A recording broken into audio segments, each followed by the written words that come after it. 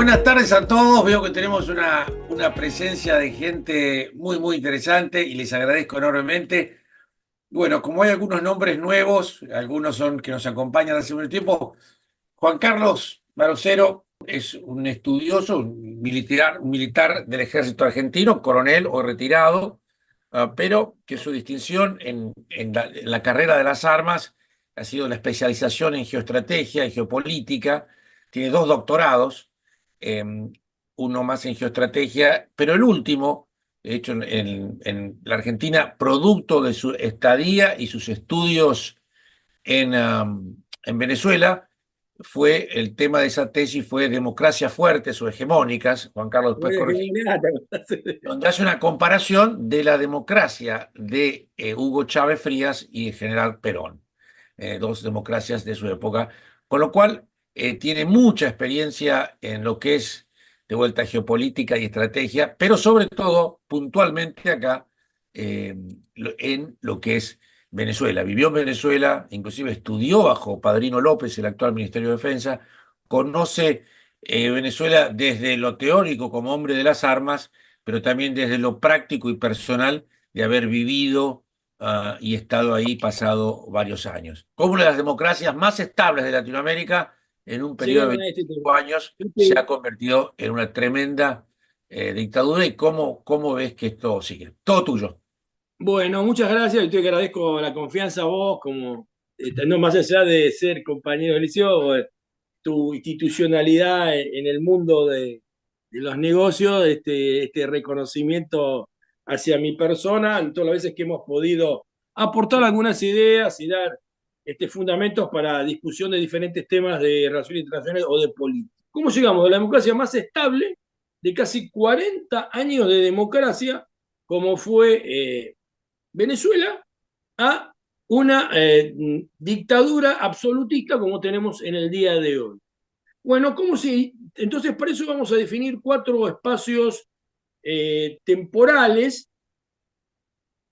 El gobierno del el general Pérez Jiménez, el pacto, lo que se llama el pacto de punto fijo, seguramente muchos van a escuchar, que fue el tema de la instalación de democracia, Chávez, o sea, o chavismo con Chávez y el chavismo sin Chávez. Entonces vamos a definir, politológicamente hablando, cuatro tiempos, kairos, cuatro tiempos de circunstancia, no cronológicos, cuatro tiempos de circunstancia para analizar eh, unas variables que son el oficialismo, el chavismo-madurismo, el rol de la oposición, eh, el rol del poder económico, ya sea a través de Fede Cámaras en su momento o la boliburguesía hoy en día, las Fuerzas Armadas, el rol del petróleo, el rol de la comunidad internacional y por supuesto los conceptos de legalidad y legitimidad.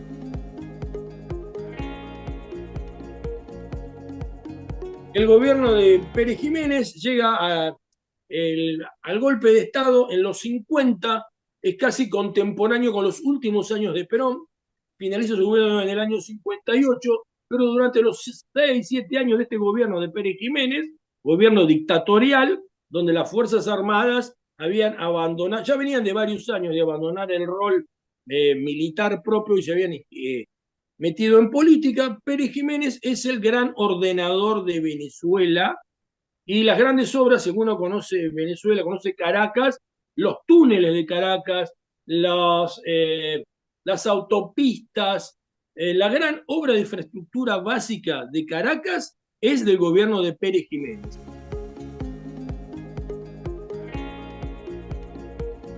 Año 58, cae Pérez Jiménez, pacto del punto fijo entre los dos partidos tradicionales, se hace la zona de punto fijo, dos partidos tradicionales, no vamos a entrar a mucho detalle, la Acción Democrática, los llamados ADECOS, cuando uno dice, cuando decimos peroncho, radical, ADECOS, a la Acción Democrática se le decía ADECOS, y el COPEI, la Comité Organizacional de Política Electoral Independiente, los copellanos. ADECOS y copellanos, dos partidos tradicionales de la historia venezolana profunda de principios del siglo XX, se ponen de acuerdo. ¿Y en qué consiste el pacto de punto fijo? Consiste en que van a ir a elecciones, periodos constitucionales, vuelve la Constitución Nacional, entra en ejercicio, pero con un acuerdo, que si son 9 ministerios, 5 ministerios los va a ocupar el partido que gana, 4 ministerios el partido que pierde. Si hacen 11 ministerios, 6 y 5. O sea, siempre van a buscar la forma que el que gane tome más ministerios y el otro pierde. Entonces, ¿eso qué hace? Hace que conforma la democracia más estable de América Latina. El petróleo mueve hoy la historia. Debemos movernos con ella. Manos a la obra. Que han hecho a la patria grande.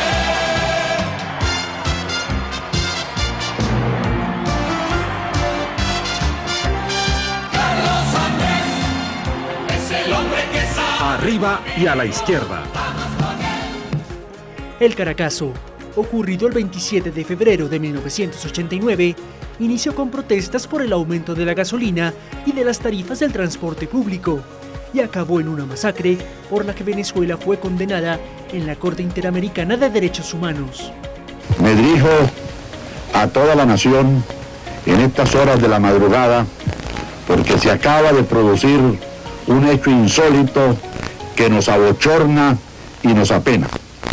El regimiento de paracaidistas José Leonardo Chirinos en Aragua, desacatando su juramento y los mandatos de la Constitución, se alzó contra la Constitución y contra el poder legítimamente constituido.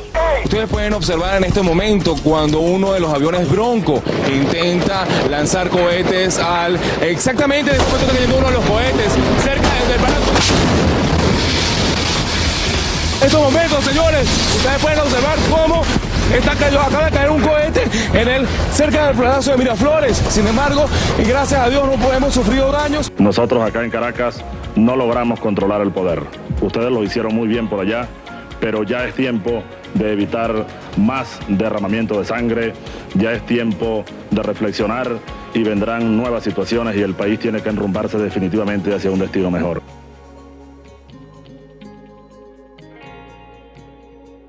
En definitiva, crece la imagen de Chávez. Chávez hace su partido político, lo que hoy sería el PSUV, va cambiando de nombre, juramento, mística bolivariana y todo lo demás.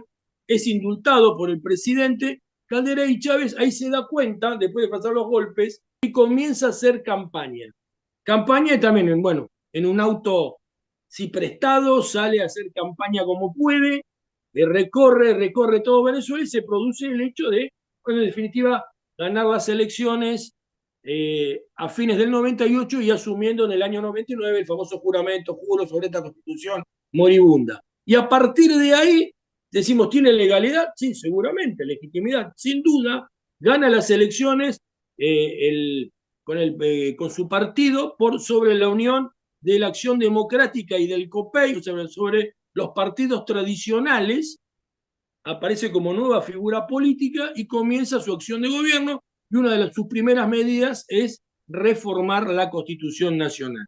Juro delante de Dios, juro delante de la patria, juro delante de mi pueblo, que sobre esta moribunda Constitución haré cumplir, impulsaré las transformaciones democráticas necesarias para que la República Nueva tenga una carta magna adecuada a los nuevos tiempos. Lo juro. Ante tales hechos, se le solicitó al señor presidente de la República la renuncia de su cargo, la cual aceptó. Anuncio la despido de las siguientes personas. Offside.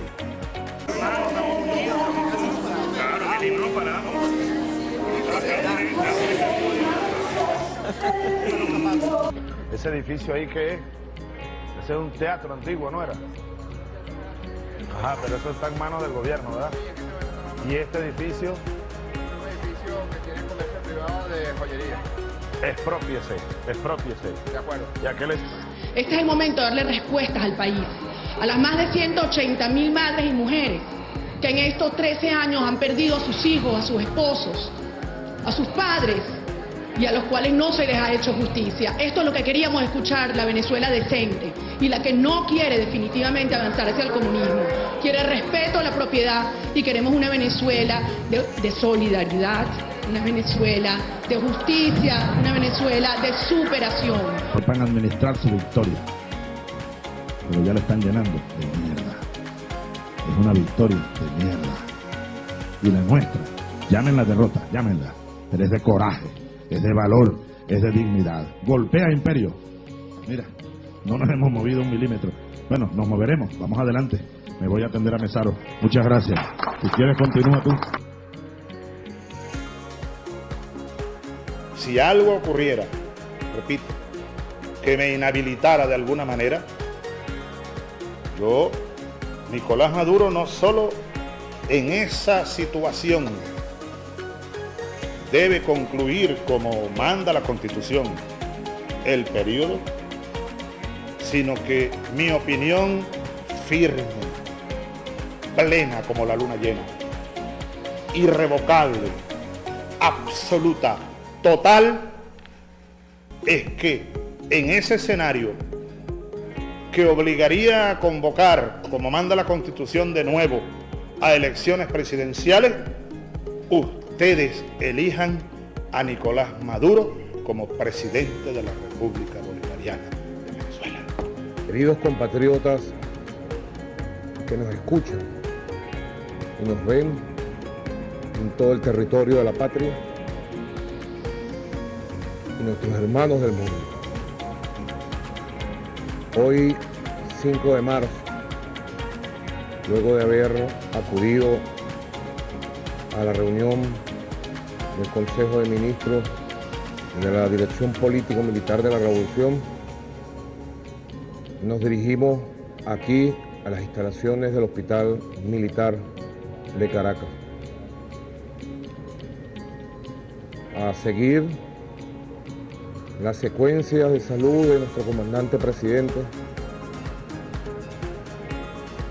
En el momento que nos encontrábamos recibiendo parte, acompañando a su hija, a sus hermanos, a sus familiares, recibimos la información más dura y trágica que podamos transmitir a nuestro pueblo. A las 4:25 de la tarde de hoy, 5 de marzo, ha fallecido el comandante presidente Hugo Chávez Frías. More Chávez, 5 de marzo, abril, la primera elección sin Chávez. Yo creo que ahí comienza el chavismo sin Chávez. La primera elección con Capriles Radonés, que también fue gobernador del estado de Miranda. No ha sido un muy buen gobernador, es una figura política muy al estilo de Macri, familia pudiente venezolana, medio playboy, se entra en política tarde, no es un militante desde la juventud de la política. Bueno, y Maduro gana la elección, un margen muy, muy ajustado. Por supuesto que Capriles dice que le roban la elección en abril del 2013, no presenta pruebas, así como ahora está presentando la gente de María Corina Machado, no presenta pruebas, pierde la elección, asume Maduro y comienza el chavismo sin Chávez, y creo que comienza a crecer el madurismo, donde se comienzan a exaltar las figuras de Jorge y Delcy Rodríguez, los hermanitos Rodríguez. Jorge Rodríguez en ese momento, cuando yo lo conocí también en esa época, era una especie de el alcalde de Caracas, que era un puesto que inventa Chávez para reemplazar a lo que sería el intendente, porque en Caracas ganaba la oposición. El chavismo no ganaba, entonces pone la figura del alcalde, y el que maneja el presupuesto es el alcalde, puesto por el presidente, era Jorge Rodríguez. Y por supuesto, Diosdado Cabello es el que concentra y empieza a manejar el tema de las Fuerzas Armadas. Paralelamente, pero él era teniente de Fuerzas Armadas. Está la figura ya de 2013, yo lo conocí en el año 2013, del general Vladimir Padrino López, que en ese momento era el comandante operacional de las 4 fuerzas, de la Fuerza Armada Nacional Bolivariana. En el que, como acá tenemos un comandante operacional y Estados Unidos también lo tiene para todas las Fuerzas Armadas, ese era Padrino López, y comienza el tema de Maduro. La primera elección que tiene Maduro, que yo la presencié, Maduro inventó lo que es el carnet de la patria. En general todos tenemos un documento nacional de identidad, hay un documento sumamente parecido que se llama carnet de la patria, con el cual uno tiene y puede hacer todo tipo de trámites y por supuesto recibir las bolsas de comida, los apoyos de los planes. Por ejemplo, me acuerdo, una de las misiones, Mi casa bien equipada. Entonces uno a través de la misión Mi casa bien equipada podía recibir, a pagar en comodísimas cuotas, sobre todo en un país con alta inflación las cuotas se pagaban solas, televisor, heladera, todo esto por supuesto en la masa de origen chino, que se lo entregaba al Estado, pero había que presentar el carnet de la patria. El carnet de la patria, que vamos a comenzar a inscribir durante el mes de enero. Ya vamos a anunciar la fecha en enero. Estoy aquí hablándole porque ustedes, millones de venezolanos, me han dado la confianza para poder estar aquí. Entonces, a las 8 de la noche, ya en un ratico, 45 minutos, que retumbe ahí, usted le da allí, le da a su olla, a su cacerola, le da con fuerza allí, descargue toda esa rechera, descárguela allí.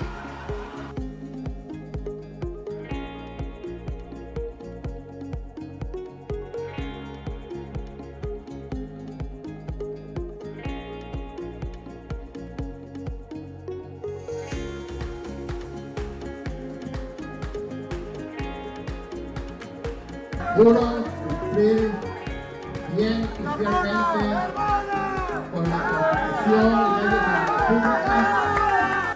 El dirigente a los colegas de la bancada del gobierno que hoy no han tenido exactamente una buena tarde. La Asamblea Constituyente que rige Venezuela con poderes absolutos acordó el viernes por unanimidad asumir las competencias del Parlamento controlado por la oposición, que dijo que no acatará la decisión. No vamos a permitir más distorsiones, más desviaciones de poder para atentar contra el Estado de Derecho venezolano.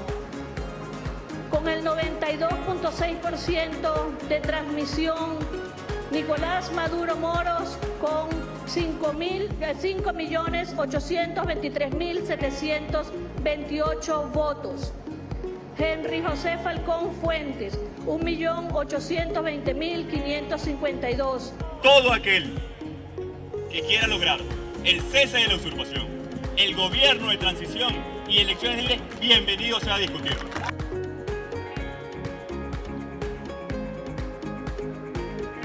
Edmundo González Urrutia obtuvo el 70% de los votos de esta elección y Nicolás Maduro el 30% de los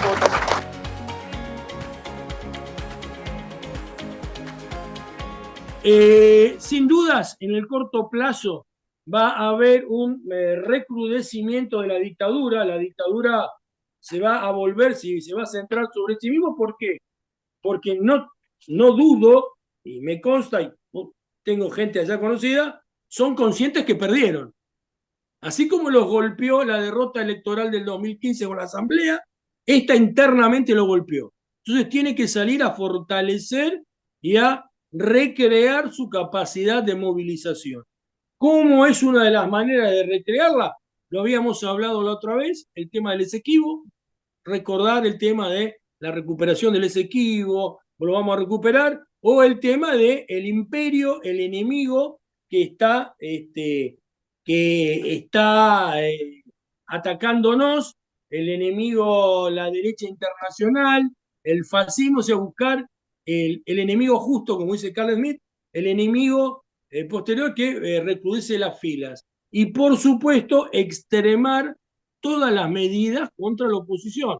Es altamente probable que María Corina Machado, Edmundo y varios dirigentes deban salir del país, y es probable, yo aprecio que se haga una especie que ciertos países como Argentina reconozcan ganador a Edmundo González y sea el presidente digamos, reconocido por un sector del mundo, y otra vez vamos a volver, por eso quería hablar de Guaidó, a que haya dos presidentes. Un presidente reconocido por Rusia, Irán y todo lo que todo lo que ya sabemos, Cuba, Nicaragua, y otro presidente reconocido que va a estar en el exilio, como había un Tribunal Superior de Justicia en Miami, exiliado, como estaba en su momento Guaidó, que también Guaidó estuvo exiliado. Creo que se va a volver a eso un reconocimiento. O sea, hoy hay un capitalismo en Venezuela de adictos al régimen que se benefician y que saben hacer números y manejarse con el dinero del narcotráfico, los dólares que entran de las remesas, el tema de la exportación del oro y el trabajo del oro en las minas, que está el Ejército de Liberación Nacional trabajando ahí, colombiano, el ELN. O sea, hay un capitalismo de amigos que está generando dinero porque Padrino López es uno de los que le hace hacer reconocer ese triunfo. O sea, para mí una de las piezas clave, por patriotismo, un poco por conveniencia, Padrino López no tiene ninguna denuncia por crímenes de lesa humanidad. No sé si ya los ha cometido o no. Los que denuncian no lo han denunciado, lo cual también habla. Padrino López se pronunció recién ayer al mediodía. Tardó un día y medio en refrendar el resultado. Yo, si tuviese que diseñar políticas de desarme de esta dictadura, trabajaría con el poder económico y fundamentalmente con la Fuerza Armada Nacional Bolivariana, con su clase dirigente que no está comprometida con crímenes de lesa humanidad, con crímenes de derechos humanos, que van a ser amnistiados por la clase política y salida fuera del país, obviamente, que se la han ofrecido, seguramente Diosdado Cabello con Colombia, que es con quien tiene contactos, ya Chávez en su momento cuando él era candidato y habían salido de la cárcel los dos, el que hace los contactos y obtiene algunas fuentes de financiamiento de la guerrilla colombiana es Diosdado, y ahí empieza a conocer a la FARC y al ELN, tiene sus contactos, y seguramente Maduro,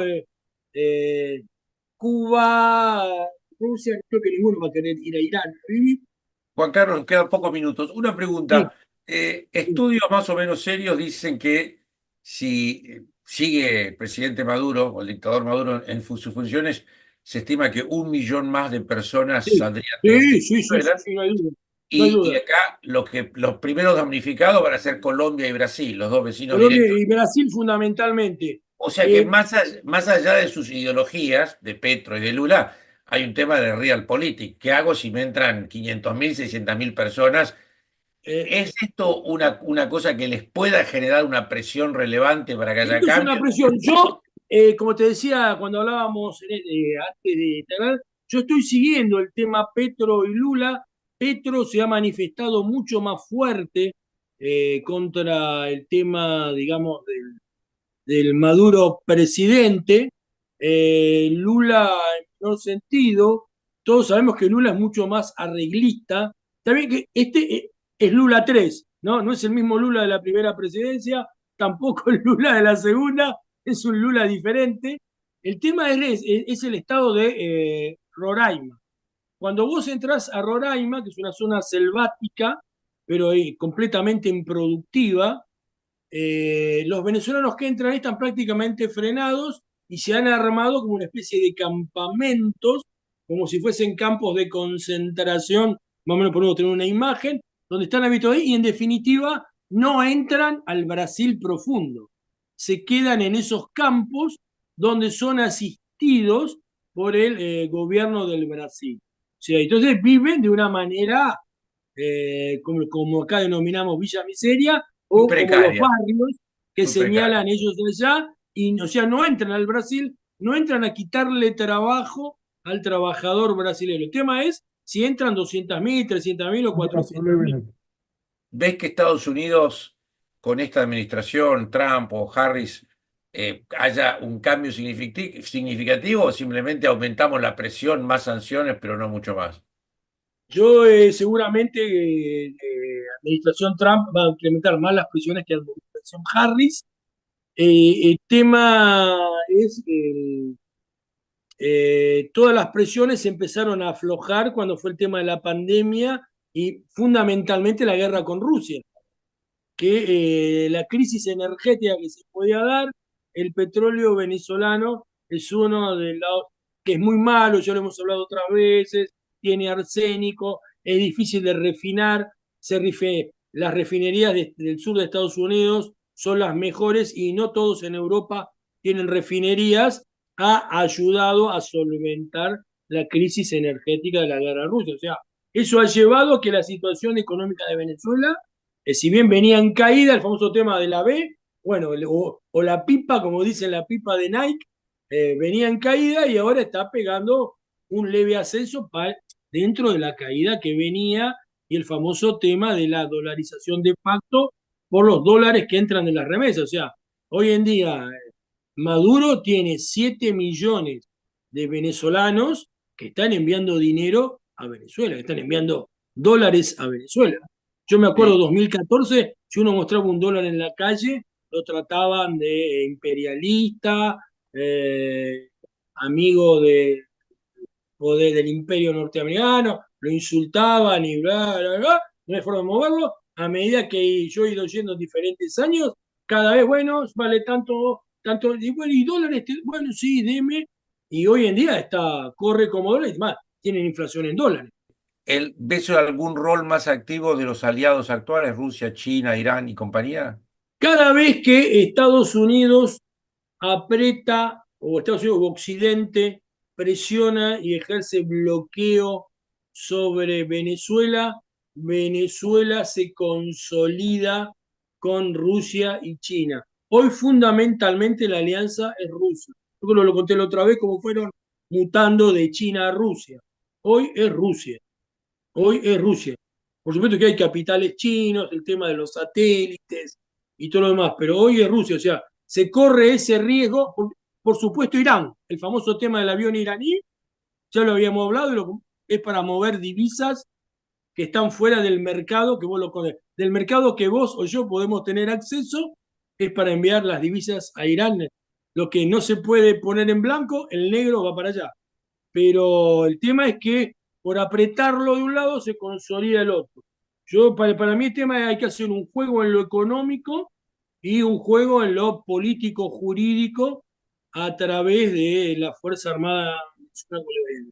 Si no, el régimen se va a consolidar y se dirige a una segunda Cuba. Ya por eso la idea era contar cómo fueron 25 años y de lo que se venía, y el tema de la cultura de participar, no participar, del abstencionismo y de la participación que va fluctuando en las diferentes oposiciones. Pero yo creo que esto se consolida. La única forma de salvar el régimen es consolidarlo. Quizá vuelvan otra vez a Chávez, porque medio que a Chávez lo habían dejado un poco de lado, estaba surgiendo el tema del madurismo. Ahora cuando hemos hablado del tema del Esequibo, es probable que también vuelvan a hablar del Esequibo otra vez, de recuperar el territorio perdido, tipo un galtierismo, como tuvimos nosotros. La malvinización. La malvinización de Venezuela. Juan Carlos, se nos hizo largo, valió la pena, no te quise cortar porque realmente de primer nivel. Te agradezco, les agradezco muchísimo a todos los que nos acompañaron y como dicen los diplomáticos, es una situación muy fluida. Okay. Sí. Gracias, Juan Carlos. Gracias a todos. Gracias por la confianza. Gracias a todos.